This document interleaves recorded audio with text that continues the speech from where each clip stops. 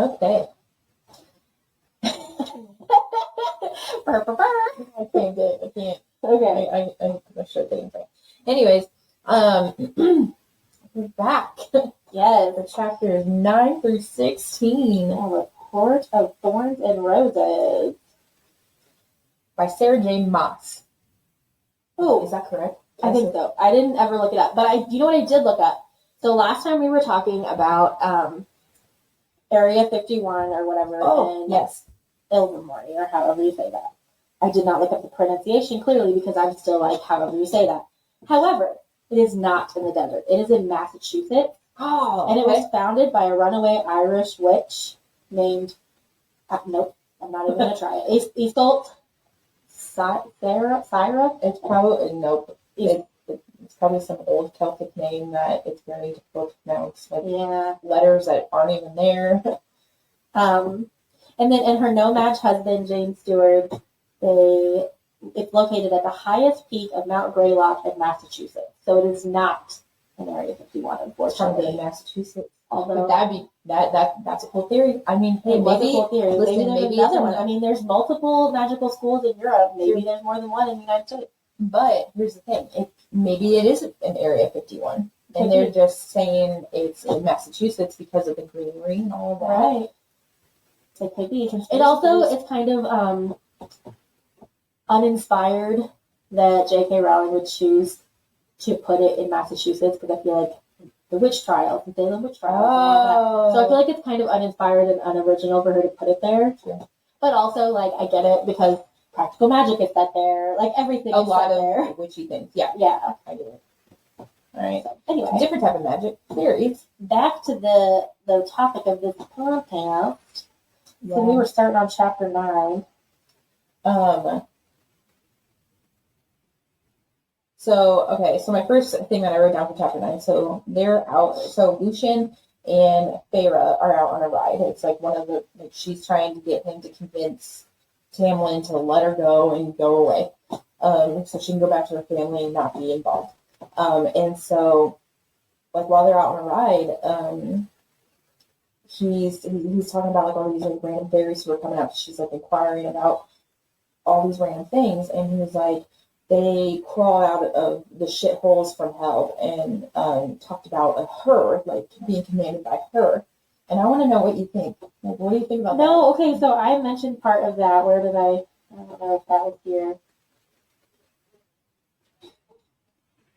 Because I want to know what your thoughts are on that, because you have a lot of different, like, kind of theories happening. So, well, originally I was like, what? But one of my theories with that, I was like, is it her mom? Like, Feyre's mom? And then I was like, no, because her mom's dead. Like, it can't be her mom. Unless her mom isn't dead. And that's another fan theory. That's another... Not fan theory, sorry. That's another good theory. That's a whole different wormhole that I didn't dive down this week. But then I was thinking about, like, the mercenary. And... yeah, because she seems to know a lot about it, and how to kill them too. Right, not a lot of people knew how. Yeah, but I don't really have a lot of theories about her and who her is yet. But I do. There was on page 82. It says Feyre will wonder someday why Tamlin bothered to be nice, and I'm like, I would need that answer now. Oh, like, yeah, in like, Feyre's position. No, I need to know why you're being nice to me right now. Like, are you being nice to me to trick me into doing something? Right. Are you being nice to me? Like, what is happening exactly? I just feel like with, what page is that? 89? 82. Oh, 82. I wrote down page numbers in my notes this time, so it would be easier to find what I was talking about. Right. I don't know. Okay, so when I first read through this story, I was, like, not in love with Tamlin. I didn't like how he looked. I'm not a blonde person. It's a pretty color. I'm just not a blonde person. So, like, he didn't catch my eye as much as other characters in the story. However, I did enjoy him as a character, because I was like, oh man, this is great. Like, what a wonderful love story, blah, blah, blah. Like, the Beauty and the Beast, and blah, blah, blah. Stockholm Syndrome kind of shit. And so then I was like, but the second time around that I'm reading this, I'm sitting here thinking, I was like, man, like, all the crap that he put her through, and he's just being a dick about everything. I'm just like, can you stop? Like, when are you going to stop being such a prick? Yeah. So later on in my notes, I'm going to kind of come to that because I was like, multiple times in here, I'm like, ew, I don't like Tamlin. Like, he's annoying, he's whiny, he's just irritating. He's got anger issues. Later, I go back to him, but like, in this chapter, I was all about Lucian. Like, I wrote a lot about Lucian. I really like these chapters. Like Lucian. The first part of this book with Lucian is so good because like you kind of see him be like protective, but also you see like his playful side, and it's really good. I love it. Also, so I am on a diversity and equity team at where we work, and we talk about lenses and how you view the world a lot. So you can tell that I read this chapter after I did one of our meetings because I literally wrote, they were describing the useless, with quotes, parts of the forest. It's interesting. I've never looked at the world through the lens of survival because she's looking at like the flowers are useless and the pretty colors are useless. But it's like then if you think about it from her like sister's point of view, her sister Elaine loves like gardening and all of that. So it's like, man, she wouldn't think that, but also she's been in survival mode and not to the survival mode that Feyre's been into, where she's been in the forest, like on the brink of essentially death, like trying to get food, and it's absolutely insane the differences between them. And then you got Nesta, I can't wait for. I'm assuming Nesta's coming back into the story at some point, and I cannot wait for her to come back into the story. Right. So there's also like a part 2 in chapter 9 where they talk about like, I wonder who like the High Lord and the High Lady of Prythian is, because like they all have like High Lords of each court. But I wonder who like is a whole like head of all of Prythian, and that's like is there a High Lady? Is that even a thing? And I was like, huh. You know, I didn't realize they talked about High Ladies like so early into like the stories, and I was like, So that's important later. Yeah, no, I've been noticing that, and then like. One thing I wrote too was how Lucian called Feyre out for her plan before she even started talking. I know. He was just like, so when are you going to ask me about this and this and this? And I was like, yes. And it's like, his fox mask is so true. Right, and like, I'm like envisioning the fox mask, like, kind of like the Phantom of the Opera where it covers like half the face. You can only see like, it's kind of like 2 sides of the same coin. Like, you see, like, and then he's got like the scar and then like the weird orange eye. I'm just like, I can picture Lucian so vividly. And I love him. With the flowing red locks. Yes.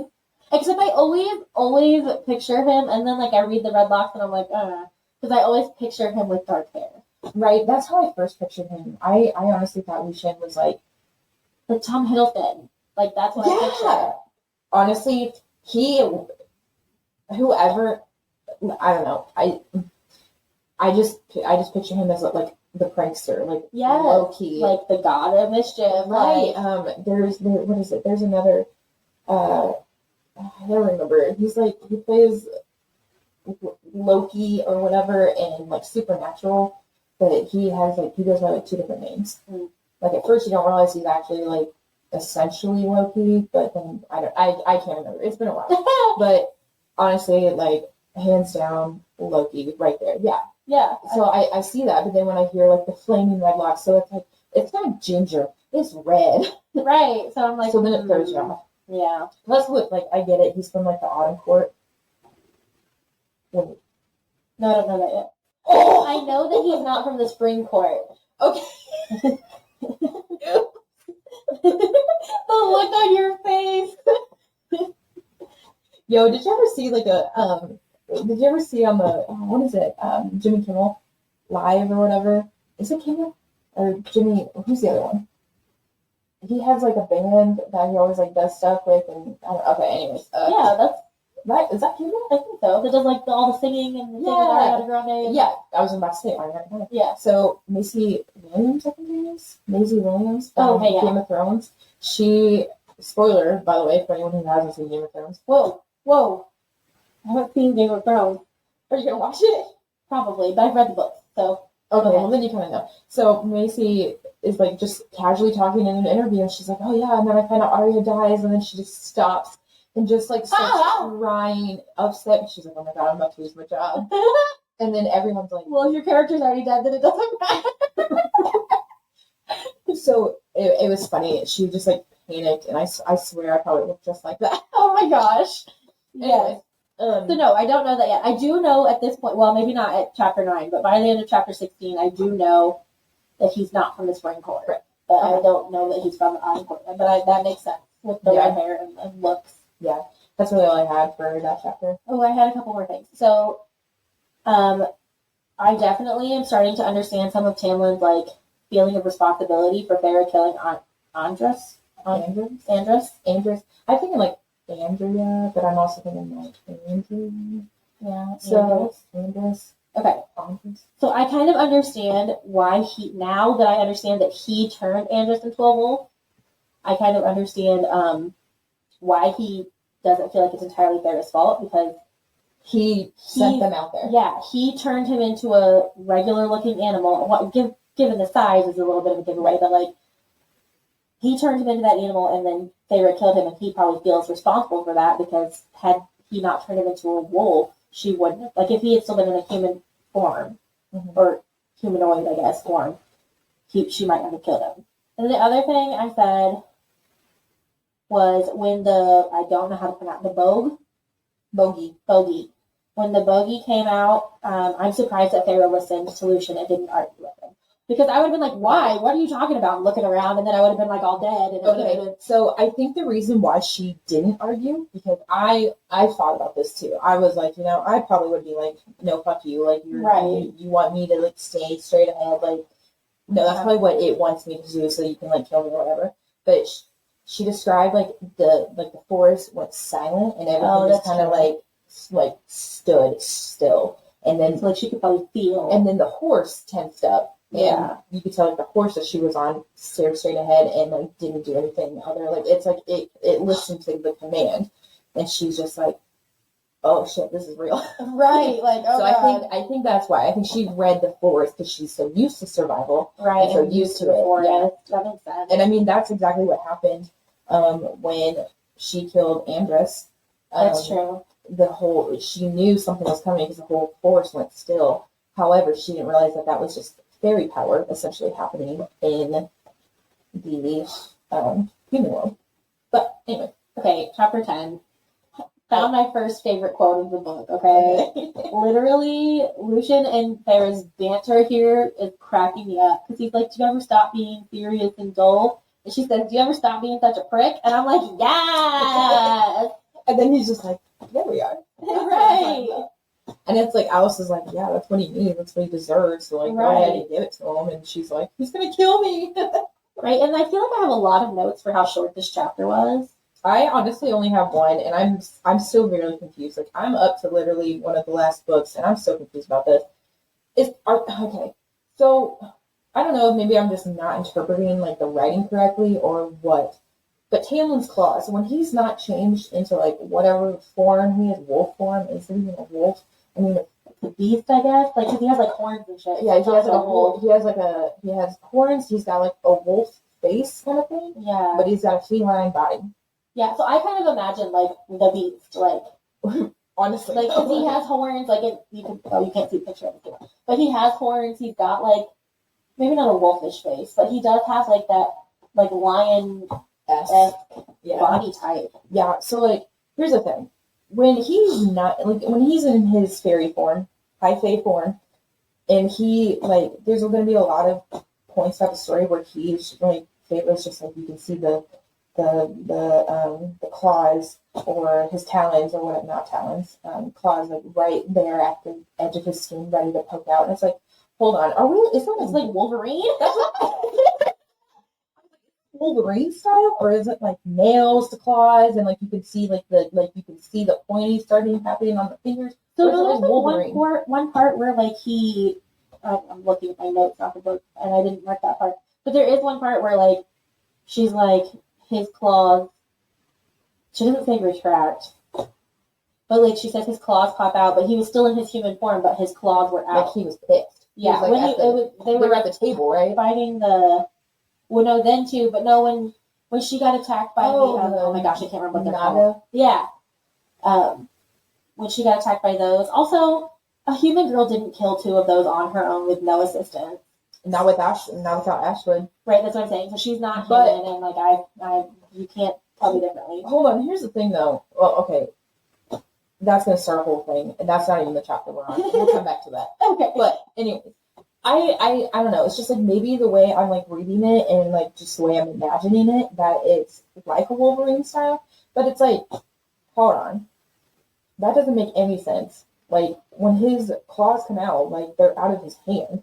So like it's not like they're on top of him like the Wolverine, but like right when it's just and like Wolverine, like it hurts every time his claws come out because it like makes him bleed and stuff. Right. And then I don't know, he's just sitting there and literally like, and his claws just pop out. Yeah, or his claws are just like, you could just, or you could just like see it like right there at the tip of his skin, like about to pop out. And it's like, see, that's what I'm talking about. I wonder if she's just like projecting. Like she's like, he's mad, he's about to pop his claws out. But like you can't actually see it. Right. She's just like, I can tell he's tense, so I know his claws are about to pop out, maybe? Yeah. I don't know. Anyways, that's all I have for chapter 10. Because I mean, still to this day, I'm like, what? I have why is Tamlin jealous of Lucian if they were hanging out? Because he gets kind of pissy when he finds out they've been hanging out. And I'm like, okay, bro. Yo, I have that written down someplace.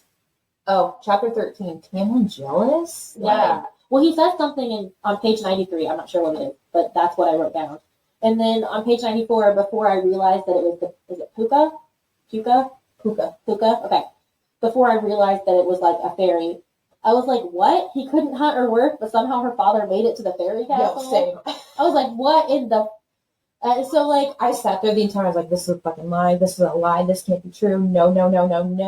Right, so, like, right away, I'm like, even if he did come to save me, like, fuck you. Right? All this time, you've been able to do all of this, and you just didn't because I was taking care of business, and now you're coming to save me? Here we are. Goodbye. I'll say good riddance. Well, and it's like, he never, even in the other chapters, like, before she was, not really before, but, like, as she was being taken away, like, he straight up told her, was like, if you ever escape, don't come back. And it like, he essentially told her he's not coming for her. Well, and right, and he said, like, don't come back, and he said that because he wants better for her, but also, like, if he told you not to come back, why would he come rescue you? Oh, yeah. Like, he knows that there's nothing for them. Although, at this point in time, she didn't realize that Tamlin was taking care of the family. That's true. Like, because he hadn't admitted Even though he has said it. Like, he said that they would be taken care of. He hasn't said all the details about how they're being taken care of yet, but... And so, like, but... Although, like, she's just like, well, how are they being taken care of? Like, she, like, asked all those questions and, like, obviously didn't actually ask them out loud.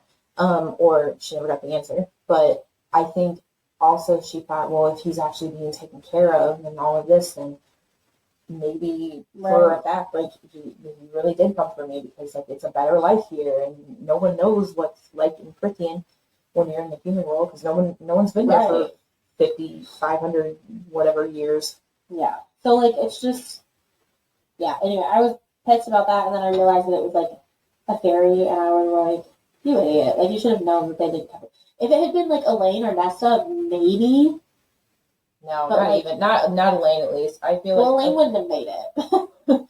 Elaine's just like her father. Like, she wouldn't have made it all the way there. Nesta has a fire under her ass. Right, because, like, Nesta... It's just being projected in the wrong way right now. Well, right, because if Feyre even says that, she says that she thinks the reason she doesn't get, or that Nesta doesn't like her is because they're two sides of the same coin. So they are a lot alike. They're both fighters. They're the same person, just one, I think just being, the difference in being raised. Right. So, like, one was raised with, like, a governess, probably, or, like, like the whole silver spoon in her mouth. Right, and then the other one is just like, well, I never learned how to read. I'm 19 years old. I guess fuck me. Right. I also, as I've been reading this, even though I love reading and everything, I kind of enjoy having a main character who isn't all about reading. Right. There's so many books because authors, like, we are readers. So, like, we write characters that we know about bookworms. So I kind of enjoyed that she wasn't a bookworm. Right. Yeah, and it's kind of crazy because it's like she has adapted her life without reading so well that it's like it's not a necessary skill to have at this point in time. Especially in this type of world, like right at this point in time, at least, like she doesn't need it. So that also brings it up to another point, like because she's adapted so well to other forms, it's like my God, right. I mean, not that she ever had an option, but right. It's just so now that she does, it's still like why? Like at this point, why put in that word? Like I'm a hunter. Like I would if I was in like a freaking castle with a fully stocked library and nothing else to do. But also teach me how to read. Back to the diversity training that you That's true. That we talked about difference of lifestyles. So we grew up with books because our family members taught us to read, and like book readers from our blood. However, I mean, maybe necessary Lane were book readers. Maybe mom was when she wasn't busy planning parties. Dad was a merchant, so like whatever. But like she was, I mean, not that she was an artist. Yeah, she was more profound with the tools given to her rather than reading. So yeah, maybe we wouldn't have if we were. That's true. Maybe not. I mean, not everybody likes reading. I don't understand it, but not everybody likes reading. Right? So chapter 11 then. Okay. I feel like she should have known that wasn't really her dad. That's the first thing I wrote down. Honestly. So with the whole bogey thing, so it's like she's already been traumatized. She's traumatized some more. And then now she's having nightmares about like Andress, and like it's absolutely kind of terrifying to think, because like at first she's just like, okay, it's just a wolf, I'm just gonna skin him, I'm just gonna sell it for the pelt or whatever.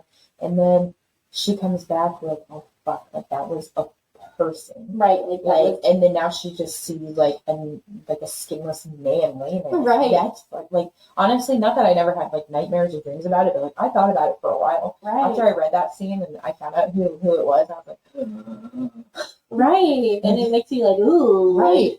And it's like, I don't know about everyone. Like maybe I've read that like depression can cause like more dream like things to happen. It can also cause more nightmares, whatever the case may be. But I have a lot of dreams. I also struggle with like sleep paralysis, and like that's not fun. No. But honestly, like I really enjoy my dreams, because it's like sometimes when you have like a mundane life and job and all of that, and your mind's just at work and you've got some crazy ass stories to tell. I might be wilding sometimes. Honestly, sometimes like with like various traumas I've had recently, like I just relive them in my dreams. Like, oh god, that's terrifying. It's like it's like dreams should be an escape, not like. Yeah, so I've been working on it. Like, my therapist is like, whatever you're thinking about before you go to sleep is going to be the first, like that's the first thought or your subconscious has for a dream. Mm-hmm. So like the type of person I am, I go over those things over and over and over again in my mind, especially when I have nothing else to think about, like when I'm getting ready to fall asleep.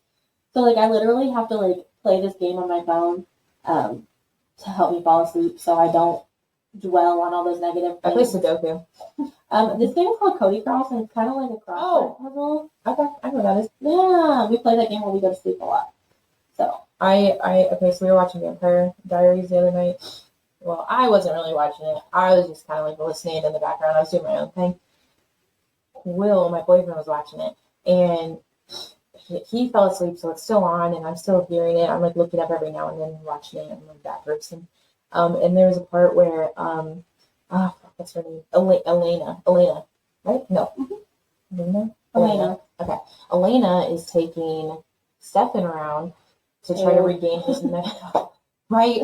Try to regain his memories, and you can tell like the dynamic between them is still like, oh, like he doesn't realize that they dated. She's feeling that they dated, but he's feeling it all natural all over again.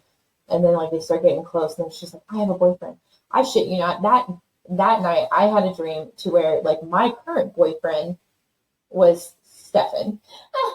And I was like, I have a boyfriend.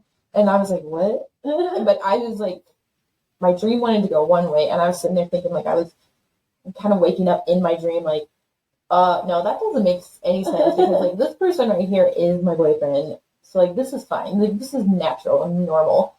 I don't even know who this like outside dream boyfriend is, because I never saw him. So I was just like, confused, and like Dream Will was like, "Are you okay? Is everything fine?" Like the fake drama, teenage drama kind of Oh my acting, God. and I was like, "Yo, I want to be an actress, but I can't take this right now. Like this is whack. I can't do it." Oh my So, gosh, like, I get it. The big thing that I can't stand about Vampire Diaries, first of all, is Elena. I don't like the character Elena. She gets on my freaking nerves. But like the idea that anyone in their right mind would choose Stefan over Damon No, honestly, is just it's baffling. Like what? right? Oh, no. Anyway, back to this. We're talking about fairies, not vampires. What else did I say? Oh, yeah, I'm going to skip that because Oh, page 101. I said, she's starting to care about Tamlin. Gross. Because I can't like that character right now. Like, I know, I struggled. Like, I liked him towards, like, the end of this book, but I also, like, fought with it all the way. Like, at times I liked him, at times I didn't. I just got annoyed a lot of it, and I just feel like that's the predictable way for the book to go. And I want something, unpredictable. yeah, I want something new. I want something better. Which, that's why I kind of like the whole her, like, who is her, and the blight, like, that part of the story is my favorite part right now, because I'm like, I can't figure that out. But, like, when it came to, like, her going out to catch the boat, or not the bogey, the Suriel? Oh, Suriel. Yeah, and then something bad happening, and then Tamlin coming to rescue her. I was like, this is so predictable. Like, that part I was not a huge fan of, but I liked that it wasn't the Suriel that caught her. I liked that it was something else. But as soon as it was something else, I was like, oh, that's what Tamlin's out there getting, and so Tamlin's about to show up. Right. But, okay. But I just oh my God, hold on. totally we're on 12? skipped ahead. Yeah, now we're on 12. Okay. Side note. But what I was just talking about, I just like skipped way ahead. Anyway, back to chapter 12. So I think right now we're gonna take a break. Just everybody like reset your mind and all that. Yeah. Go like us on Facebook and Instagram. Yeah, Court of Witches. I think that's it. YouTube. Follow YouTube. Oh yeah, YouTube. We also have Patreon so that you guys can help support us. So when Emily moves away from me, we'll both have our own mic and camera and able to record remotely. Yeah, and we'll be able to, get books and create merch. Yeah, all about the stickers, man. Yeah, actually on Patreon, if you sign up for one of the 3 tiers for a monthly membership and you pay for 3 months, then you will get a sticker from Patreon. Oh, yeah. That is the art from Rena Draw. It's the us as witches. So yeah. Woo! Look at that. Yeah. And you'll also get access to like one of the tiers. You'll get a shout out on the podcast. The second tier, you get a shout out on the podcast and access to bonus content that we'll post strictly through Patreon. And then the third tier, you get both of those, and you'll get invites to live meetings, live Q&A sessions with us. So yeah, you'll get it'll be private. No one else will essentially get it. It'll just be us and all that stuff. It'll be great. Yeah.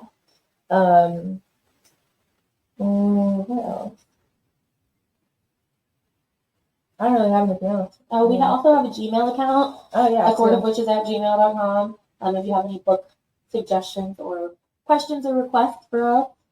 You also can, if you are a fan of the books that we are reading, you can send us fan theories or stuff that you think that we could talk about during our breaks, because sometimes we talk a lot and it can be quite for those with ADHD, like my dear boyfriend struggles through anything and everything. Shout out, Will.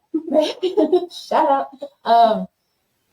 Just having a break and just kind of relaxing your brain, or just doing whatever can really help you out. So yeah, go ahead and email us and do all that good stuff. Anyways, okay.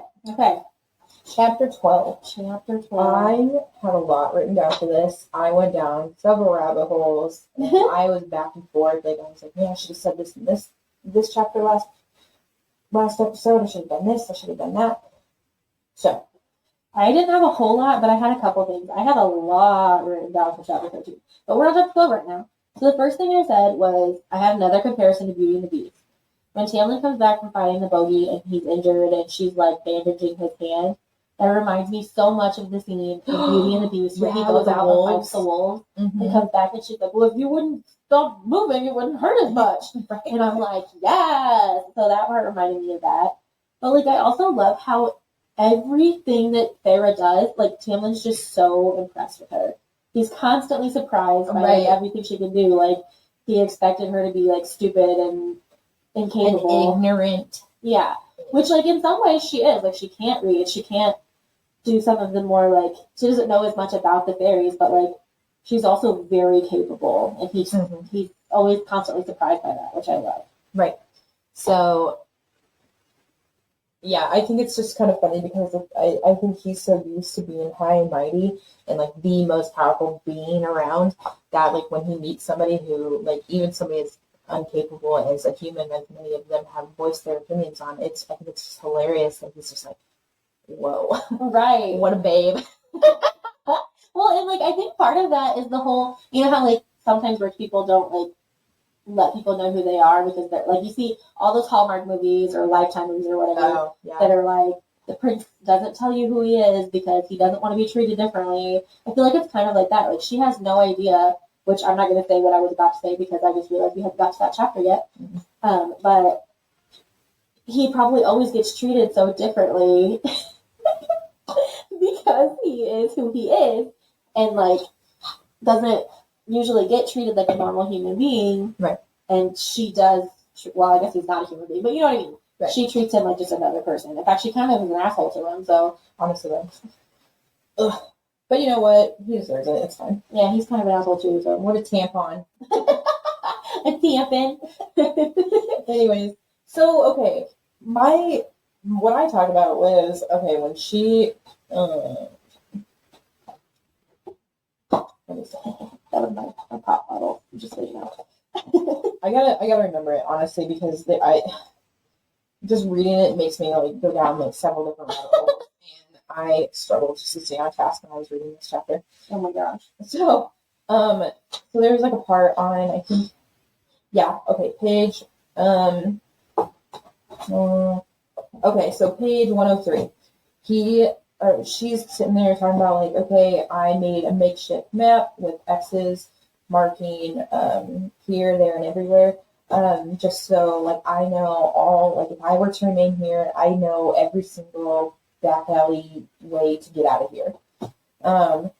Should things ever go badly for me, I couldn't entirely let go of that instinct. And I'm like, man, I've been in situations to where like that is absolutely terrifying, like where you need that instinct. And it's just like, man, she's lived that for like 8 years. Yeah, like that fight or flight instinct is real. And like I have anxiety, and like I found out that my body's in a constant state of fight or flight, and like that's tiring and exhausting, mentally, physically, anything and everything. And it's like she was in a different version of that, like anxiety of survival. I was just probably being a bitch about stuff, but that's fine. I mean, whatever. But it's I don't know. It's just I wrote down that intense battle strategy is just skills I do not like. I would love to have when I need to, like, be ready and available to like shoot off all these like skills that are needed. But I don't want to live that day every day. Oh my gosh! And to piggyback off of that, she's got this whole map and everything, all this stuff, all these plans ready. But she says, it was the best I could do. And to any literate human, my markings would have made no sense. So, like, even though she's got all of this, she's just made this whole map for the building. She's like, I'm an idiot. Like, she's just so down on herself, even though really, just because she doesn't know how to read, like, she still has so many valuable skills. And she knows so much. Right. Like, honestly, I would take survival skills over, like, in this time, and this, I mean, I think nowadays we don't realize what a luxury being able to read and being literate is. Yeah, honestly, though. Because, I mean, there's a lot of countries out there with a lot of people who can't read or write. And don't need to. Because if that's not part of surviving. And like, once upon a time, it used to be called witchcraft. Right. If a woman could read, like, that was like, whoa, terrifying. Drown her. Like, put some stones in her pocket and throw her in the pond. Bye-bye. But, so, and then another thing that I talked about, now this is what started my rabbit hole. So on page 104, it was like, she's talking about looking at these artwork around the mansion or whatever places. And she's like, I have plenty of hours now, a whole lifetime in front of me. Perhaps I figure out what I wish to do with it. And I was just like, so this is what this was the this is how it happened. So I started thinking, wow, you're right. She has so many so much time around here. Like she's talking about her lifetime, and it's like, your original theory about her being a fairy, lifetime. Could she actually become a fairy at this point, or if she's just saying her human lifetime? She didn't specify, so it's like it brings back to your original theory about that. Yeah. But then it's like, well, if she were to have a lifetime there, she could paint, but considering the way the half-ass flirtation attempts that Tamlin is doing towards her, it's probably going to be babies. And I put in big giant letters, babies. And I was like, but she's a human and would survive. And then I thought about Isaac, and they're romping around, and remember what she said about babies way before these chapters, and how he takes a potion to prevent that. I was like, it's fucking birth control, right? I was like, man, this is a great detail. It's so small, but so freaking smart. And I just forgot to write so much of it, there are so many holistic ways to prevent pregnancy that that are 99% effective. They aren't all these poisonous chemicals that make you gain weight and do all of these things. But because it became such a big thing with the witch trials and everything, and it was witchcraft, and it was don't do that, and doctors didn't support it, we don't do them anymore. I know. But Claire Sage is a abortant. Is that the right word? I don't know. It can make you pregnant women shouldn't use that essential oil. There are so many things that that. It's a potion that you could take to not have babies. Right. Well, and it's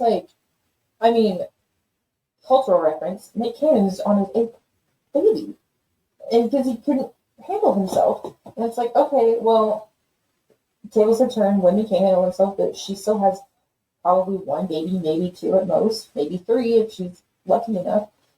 But that's all she gets for 9 months.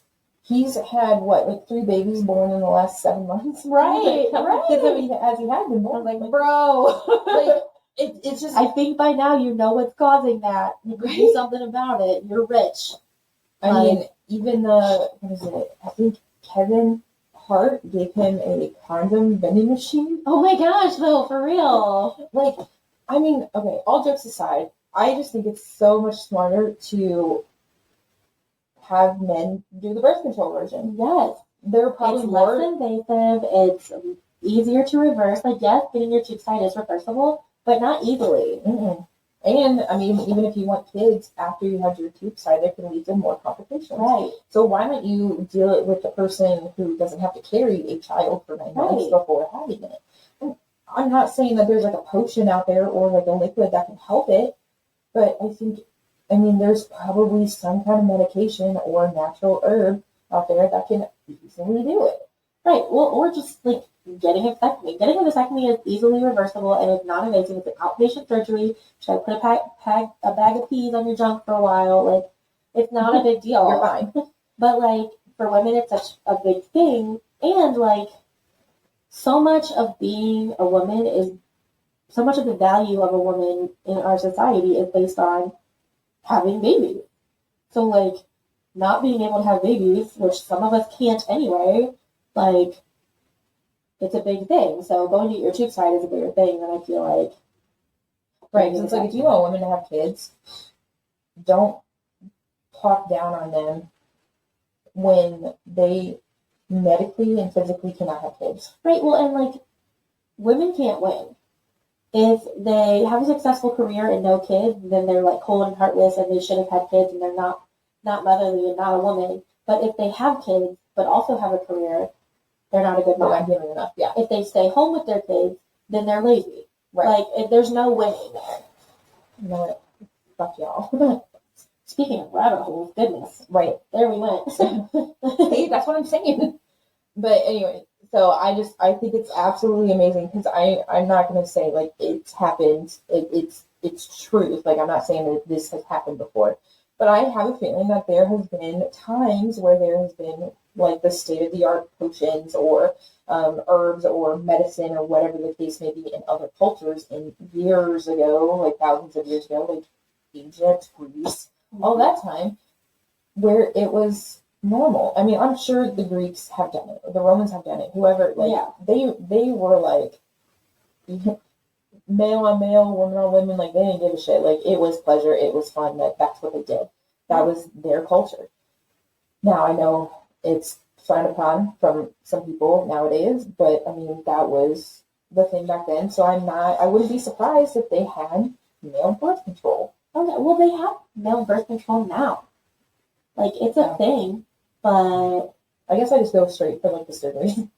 well, there is male birth control now, but like, there's like one negative side effect, so most men like refuse to take it. Okay, well, think about all of the negative side effects for female birth control, and all of those commercials that you see that are like, if you took this, you maybe could have blood poisoning. Right, like, and most of those are birth control. I gained 30 pounds, and now I have like a hormone like imbalance issue that has been around since I took birth control for like 7 years, like adolescence, like 13 to 22. Yeah. And I've had a hormone imbalance ever since, and now like I struggle gaining or losing weight, and I struggle like with emotions because of the side effects that I had. Yeah, it's crazy. But yeah, so that was one of my rabbit holes. So. Oh, I heard yeah. Okay, so they talk about like Tamlin and mysterious her and Prithian and fairies. I kind of want to know your like take. So I know like your take on the girl, like the person that everyone's talking about in Tamlin. But what's your take on like Prithian and other fairies? So like they talk about high fays and they talk about like lesser fays, and that like you can tell that there's other courts. But what's your thought process so far on like this newfound world? I don't know. So like in the next chapter, in chapter 13, she goes through like this whole mural and starts to talk about some of the history. Yeah, I have questions about that. Okay, maybe we'll just come back to that in a second. Yeah, that's when I really started to have thoughts about the world, because like it kind of seems like it's almost a dying civilization in the first couple of chapters. Kind of like Prithian or okay, because like it seems like such an opulent place, but there's like nobody there. There's no like citizens. But here's the thing. Oh, fuck. I'm talking about another chapter. All right, let's come back to that. Okay. The last thing I had for chapter 12 was, why do I find the idea of Tamlin teaching her to read like super romantic? Even though I don't fucking like Tamlin, like the idea of him teaching her how to read is like my like romantic heart is like, oh. Okay, so I have a lot of thoughts about this. So yes, I don't like Tamlin. What a fucking tampon he is. Is that rain? That scared the shit out of me, I'm not gonna lie. Okay. So by the way, it's raining in Indiana, guys, and it scared the crap out of me. So okay. Even though Tamlin found out she couldn't write, or maybe at this time even suspected that she couldn't read, because like she's obviously like, I would like to write to my family members. I can't do it. Right. Even though he doesn't know that, but like she's actively going to the study, and he knows what kind of family lifestyle background that she's had, and like he knows how many years because she's voiced that. Like he didn't even bother trying to teach her anything. Like it's one thing to like offer to write the note, like, okay, fuck you. Yeah, that's condescending. Right. But it's another to like sit down and just be like, hey, let's read. Let's do this. Let's like there's like more constructive like there's more constructive ways of helping somebody. Well, and then I'm almost like, I would like it even better if like Lucian taught her how to write. Oh, And fuck yeah. I could see her going to him and asking him, and I just really like that idea. Like, from the get-go, the relationship I felt with Lucian and Feyre, I'm not gonna lie, was like brother and sister. Really? Yeah, like I get like a gay best friend vibe, so I guess kind of okay, there you go.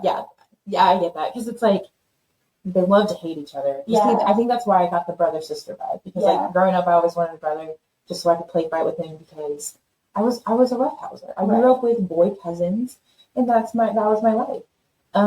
But like I always wanted a brother, so I think just maybe my own want or like from my childhood projected itself in this like relationship. But I see him as like an older brother, like I don't know, just picking on a little sister of some sort. But I think I'm just annoyed that even through all of the like flirtations and all of that, like you can tell that Tamlin feels as if she's like he's I don't know, like she's not good enough to be taught how to read. Right. Like that's the vibe I'm like getting. He doesn't care enough. Right, because it's like if you have enough time to write to help her write a letter, no matter how long it's going to take, like 20 minutes out of the day is a lot better than nothing. Right. And if you're like, oh, I didn't get called away today, or oh, I can do this, or oh, I can do that, and it's like, okay, then you have time to do this. If you have time to sit down every single day for lunch and dinner, you have time. Like, you can do it. Well, and then at one point they're talking about like her list of words. Are we on to chapter 13 yet? I'm sorry, I got ahead of myself. Oh, yeah, I mean. So she's like kind of teaching herself to read almost and to write. Like she's doing her thing. I'm trying to find a list of words. Well, the one word in chapter 13 that she's like, it's position. Mm-hmm. Like, that's a hard word. Honestly, if you don't know the T-I-O-N. Right. Like, she grabbed her shoe standing from her position. Like, and yeah, she like underlines the word because she doesn't know it, and she like writes it, copies it down because she doesn't know it. She wants to figure out what it is.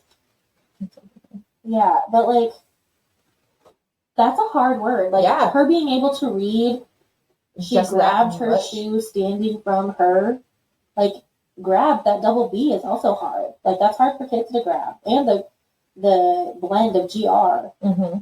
So like, just her being able to do that is impressive in itself. Like, so she can kind of read. Or she's just trying really, really hard and just she made the comment that she knows her letters and like the sounds of each letter, so it's just essentially just blending it all together. So during chapter 15, she looks at a gigantic map of Prithian, and so she's like admiring the artwork because I mean it's a mural all over the wall. Also, kind of just like realizing how small she is in such a big area. So during this part, if you didn't notice, like some of the time there's a map in the beginning of the book, so you kind of see like the location and all that. But they talk about the courts. So you have the spring court, you have the autumn court, winter court. You have summer, day, dawn, and night. What court would you like to live in? Probably. I don't know anything about dawn, day, or night yet. But if I had to choose, like, just from what I know, I feel like the autumn court would be my place. Also, looking back at this mural story, at the very beginning of the mural, she's like, it began with the cauldron, a mighty black cauldron held by glowing, slender female hands. So now I'm like, is that the she? The her? Oh, yeah. Like, is this, like, their creator or something? Or their, like, goddess? But then she turned bad? Like, I don't know what's going on with that. And then this Hybern, or is that how you say it? Hybern, yeah. That's interesting. That's a way to fuck with that. Yeah, right? And it's funny because in the beginning of the book, you see only certain parts of the place. Like, you only see Prithian, Hybern, and the Mortarlands. But you see on the on the bigger section, like the continent map, you don't see specifics. So like in each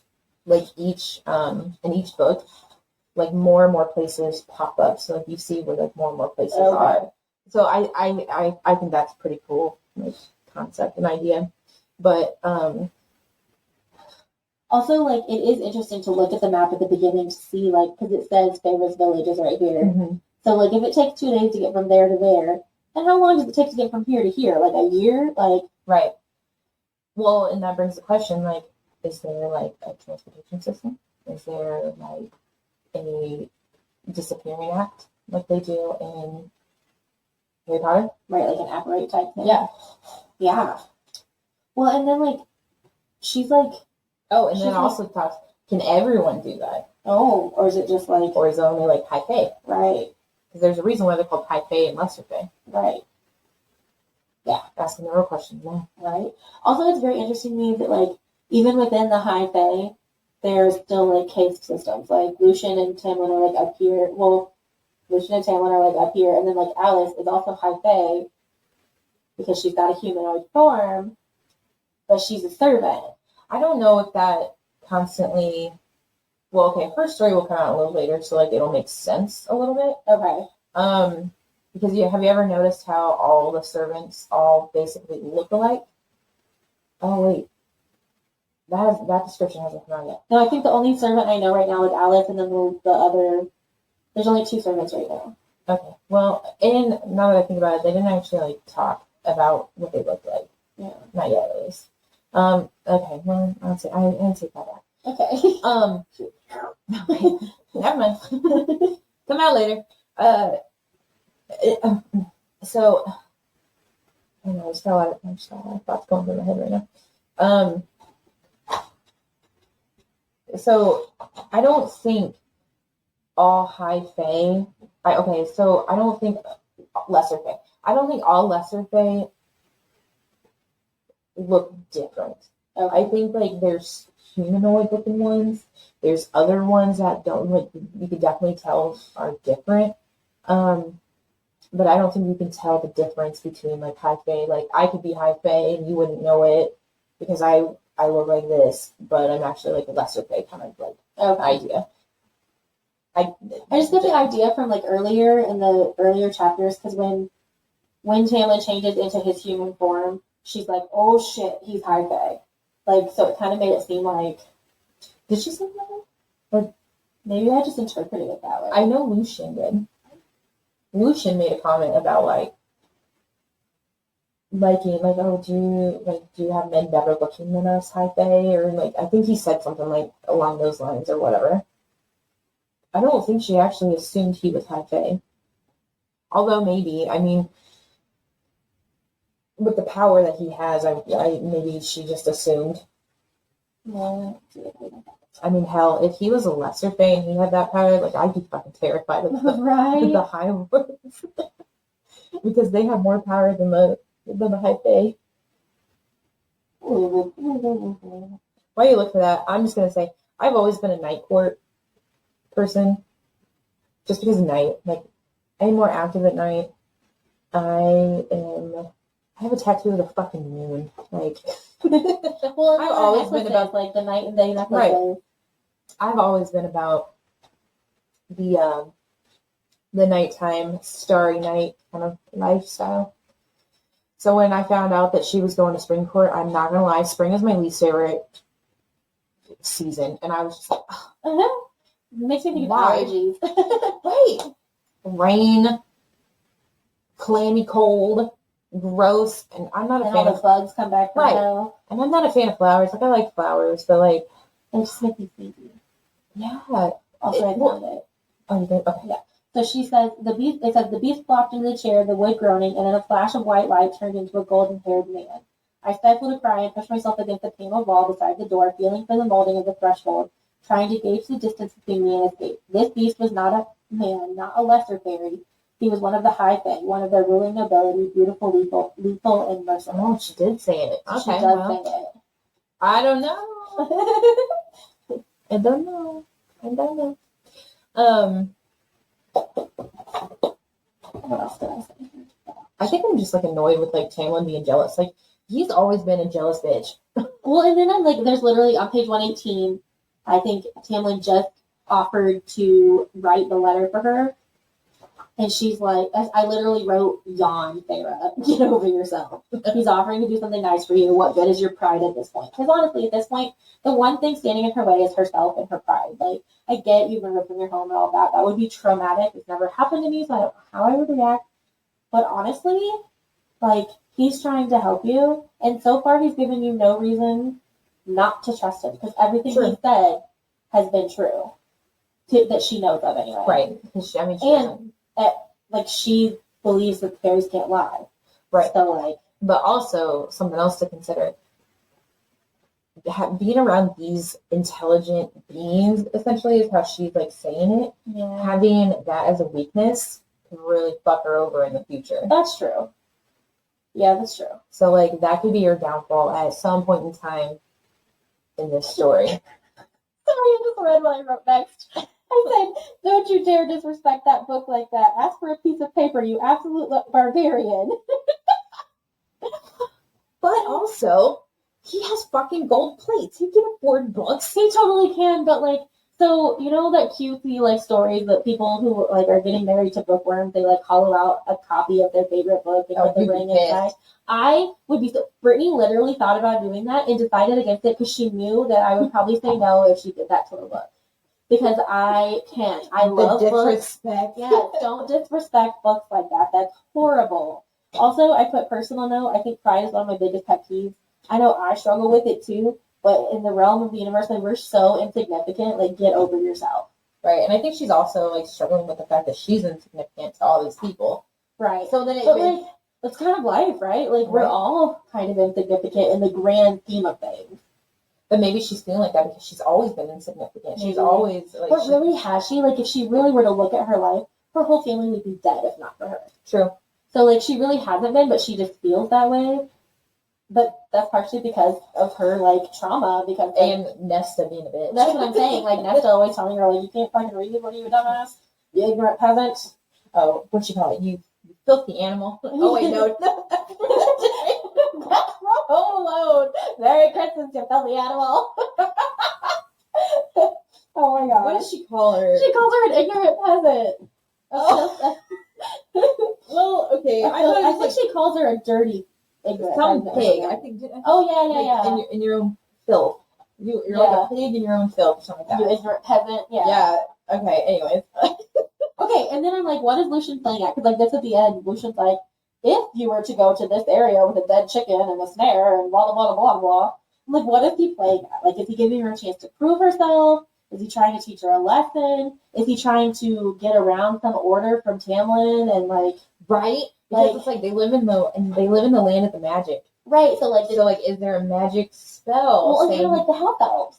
Like, if he was ordered to not say that, kind of like how Dobby would, like, go through this whole charade of, like, trying to tell Harry why he could go to school. Like, if Tamlin ordered him not to tell her, but he gives her the tools to find out on her own, like, I'm just trying to figure out what's going on there. I like their friendship. For anyone who goes on we have a YouTube channel. I didn't say that. We did. I said that. Somebody said that. Okay, I was about to say, like, if anyone can see my face right now. Or anyone who's read the books and just, like, here's my inquisition. Yeah, so I'm intrigued, and I like their blooming relationship, and I like that part of the story. I think I'm just annoyed with, like, Tamlin's fucking jealousy. Yeah, Tamlin gets on my nerves. Like, he could Tamlin, you do not have any rhyme, reason, or right to her. Right. Just because, like, whatever the case is that she's with you, you straight up told her she could fucking go and you wouldn't care. So, right, like, so why are you being a little bitch about it? Shove that dick up your ass where it belongs and calm down. Oh my God, yeah, bitch. Yeah. Anyways, okay, so with the cereal, what's your thought on his history lesson? So I like it. Are we on, now we're on chapter 14, right? That was on 15. Oh, I skipped 14. 14. Bitch, I always skip a chapter, sorry. So, like, my number one, the very first thing I wrote down was this bitch is crazy. Honestly, like, are you fucking serious? Like, you've been taught your whole life how dangerous these fairies are and shit, and you think we're going to go out here with a dead chicken and a snare and just catch one? Honestly, I'm not going to lie, like, her ballsiness kind of pisses me off sometimes. And then I said she's got a death wish. Any sane person would be running. And then I said, she's also an idiot, apparently. Even I guessed that Tamlin was one of the High Lords. Like, I don't know much about it, but, like, even I guessed, like, he was clearly above Lucian. And right. Like, he's given Lucian and he's like a courtier and an emissary. Well, and they're in the Spring Court, and it's his palace. And he's Spring incarnate. Right, with so, his like, fucking green ass bald eyes, yeah, and I'm just green like, eyes and blonde hair, like that just screams Spring to me. Like, clearly, I guessed he was one of the High Lords a while ago. So the fact that she was, like, shocked was just like, I know, that confused me the first time I read it. I was like, you didn't know? Right, like, what? Read the room. And then I wrote she's an idiot again, and then I crossed out an idiot and put so hard-headed. Like, if she would just listen. I get she's, like, so trapped in her own mind right now, but it's like you are, like, opening yourself up for errors later on in your whatever plan to escape kind of thing, because you're not hearing anything. Well, she listened to Lucian so quickly when the bogey was coming through, so now, like, the Naga are coming in, and this being is, like, visibly scared. Like, she describes it as being clearly scared and frightened. So cut it loose and go. And have you seen what that thing looks like? He literally looks like picture an alien. I was picturing the thing that God asked again. Oh no, much like worse. a Dementor, like so bony and gross and so imagine imagine a skeleton. Mm-hmm. But like now, like the defining features of a skeleton, like put like an alien leathery kind of like like the old like the typical alien face. Imagine that with like the nostrils and all that, and like just white ass eyes that don't blink and like no lips. Right, it's just like terrifying. So if it is scared, if the monster I came out here to trap is scared, right, and begging me to cut it free so we can escape, I might not cut it free, but I'm out. And look, the serial strip was like, listen, they're gonna put me in a cage and torment me, and they're gonna eat you. Like, right. So what did those fucking Nagas say? We found something for us and a meal. Right, like that's the first thing they said. Like, bitch, he was right. You sought him for answers. You sought him out for answers, and he's sitting here telling you this, and you're just like, what? Right. Well, and then like so I don't remember if it happens in chapter 14 or chapter 15, but like when she kills the two Naga, I'm like, okay, girl. Like, she clearly is not just human. Like, there's no way. So I'm back and forth with this. So I'm like, did she actually kill him? Like, at first it sounded like she did. But here's the thing. I feel like it doesn't matter what being you are. If there's an arrow through your throat, like, you're done. That's true. And one of them, like, I think she put an arrow through his eye. Yeah. And so the second one was like through the eyeball, so like through whatever thing behind their skull, whatever it is, if it's a brain or not. But the other one was like through the throat. Yeah, and then so are we on chapter 15 now? Yeah. Okay, chapter 15. Literally the first thing I wrote down was the Dark Mother, question mark. Because they're like, the Dark Mother, yada, yada. Like, is this like Lilith? And then I said, well, the Dark Mother's, I think, the cauldron there. Like the arms. Okay. Well, see, that's what I'm saying. About. Like, so is that the Lilith. Mysterious she? Like, I thought that too. I was like Lilith. Like, I don't know why Lilith popped in my head, but it was like something told me it was Lilith. Yeah. And then all of a sudden there's a bone-shattering roar. Oh, I wonder who it could be. Da da da da. Tamlin, like surprise. I fucking hate it so much. Yes. I was just so annoyed. I was like, oh, here he is. Like, where the fuck is Lucian? He said he'd be listening. I know. Oh, dickhead. Yeah, I don't know. And then I said, I'm not sure why, but I'm very against the idea of Feyre and Tamlin. Like, I'm like, no, I don't like it. Right. Stop it. Stop trying to force it. They're not good for each other. No, they really aren't. So I wrote this down for chapter 15 because, like, the history lesson ends at the end of chapter 14. Yeah. But, like, what did you think about it? Because they talk about Hybern.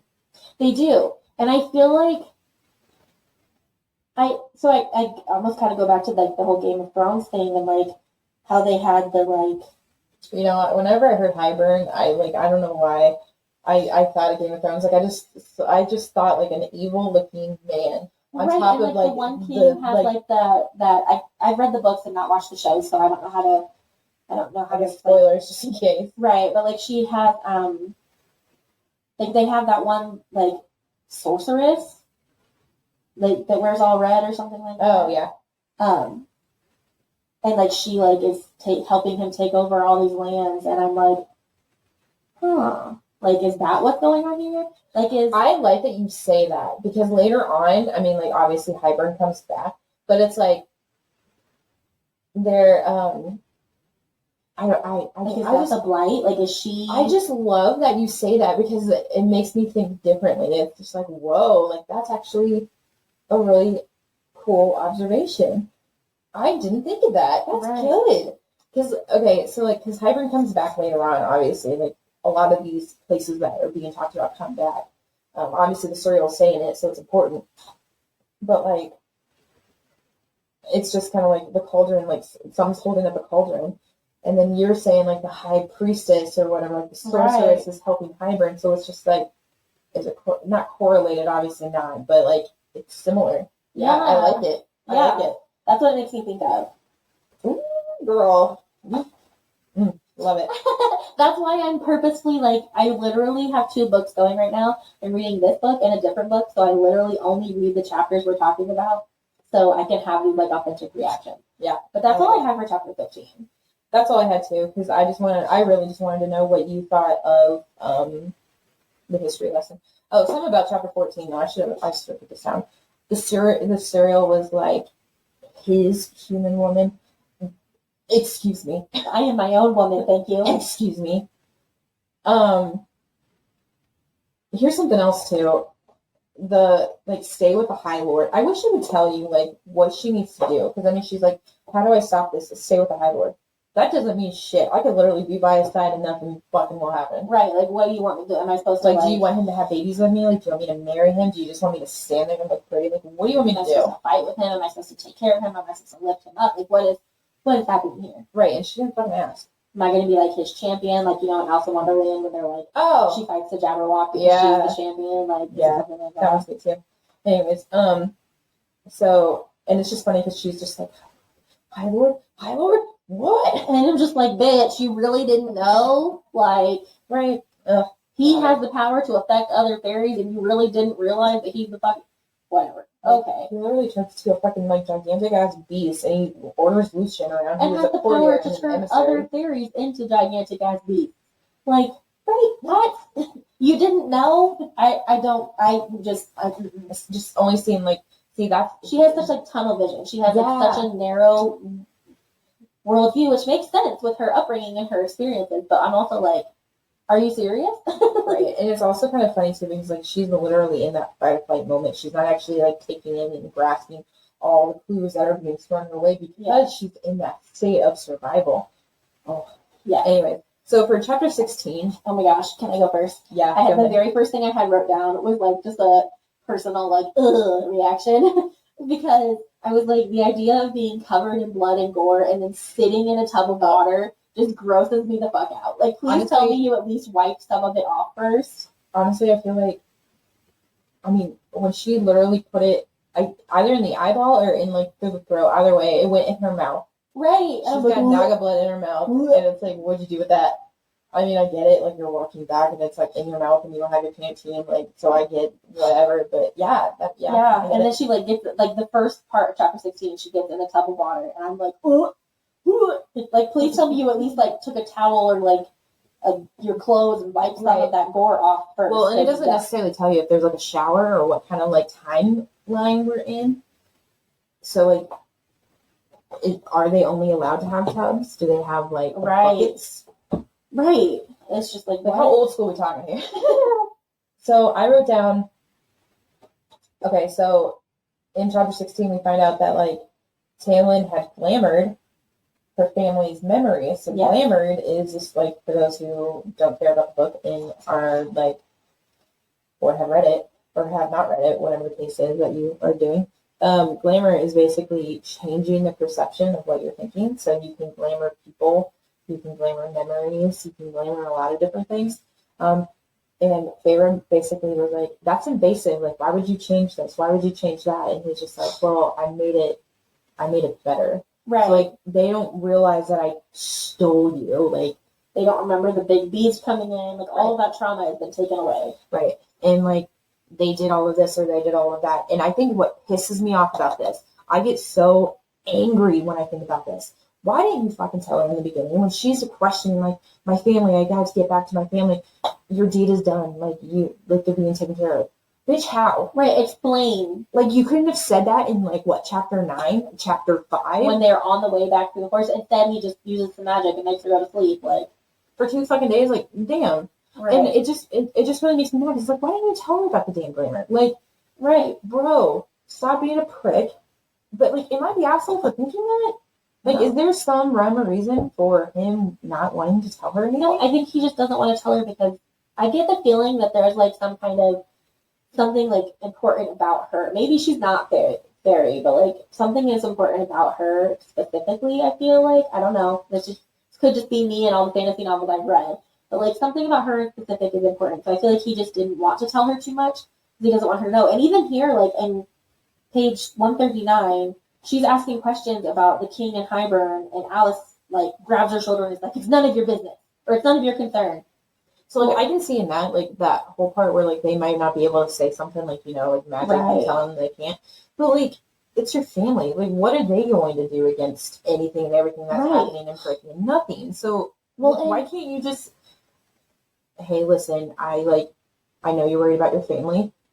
I altered what they saw so they don't actually remember that moment. And hey, I told them about the magic blight, so they know about that danger as well. Like, they know that there could be a danger. They know that you're being taken care of, and, like, they moved, like, they're in this place, they're in that.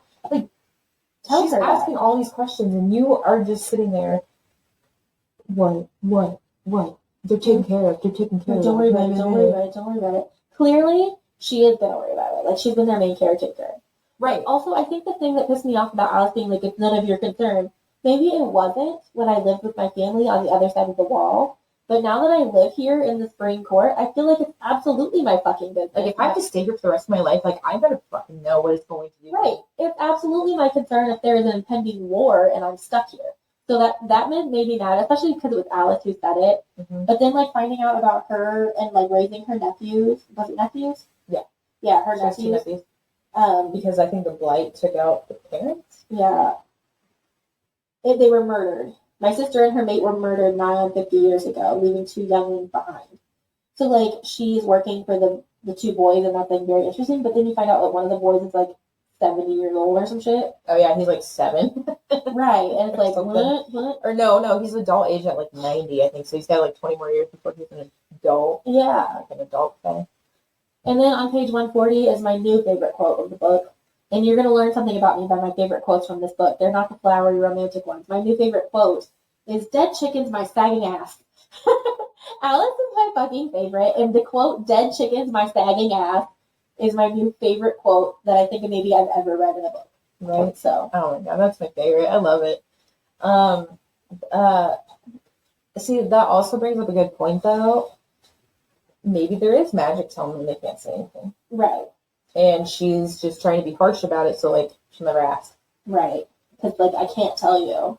Yeah. Like, or maybe if you know something bad is going to happen, you know, like maybe there's something happening, and then the blight is just, like, the word that they're using. Right. Like, yeah. And then on page 143, I'm looking back at the page to figure out where I saw it. Because I was like, okay, I'm starting to see it now with Tamlin and Feyre. But I think it's just because, the only part of Tamlin's character that I like is how impressed he is with Feyre.